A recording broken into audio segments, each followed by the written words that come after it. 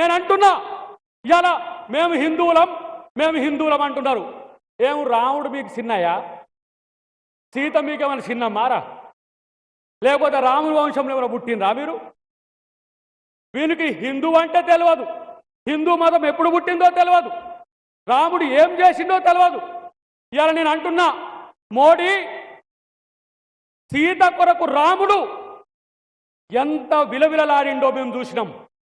ఇవాళ నీ సీతమ్మను నువ్వు ఏలుకోవట్లే, నువ్వు మోడీవి, నీ భార్యను కూడా ఏలుకోలేనివి ఈ దేశం ఎట్లా వెళ్తావో మీరు ఆలోచించాల్సిన అవసరం ఉన్నది. అందరికీ నమస్కారం.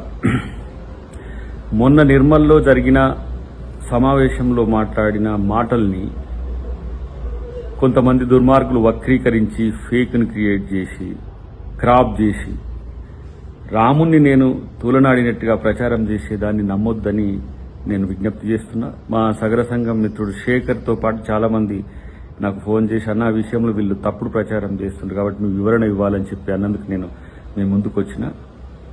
రాముడు అందరివారు, రాముడు బీజేపీ వాళ్లకు మాత్రమే సొంతం కాదు.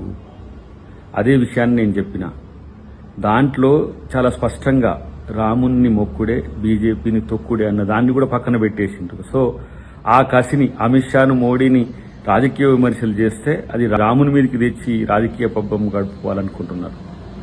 రాముణ్ణి నమ్ముకునే వాళ్ళం మేమైతే రాముణ్ణి అమ్ముకునే వాళ్ళు బీజేపీ మిత్రులు. సో ఒక పవిత్రమైన రామనామాన్ని యుద్ధ నినాదంగా మార్చొద్దు.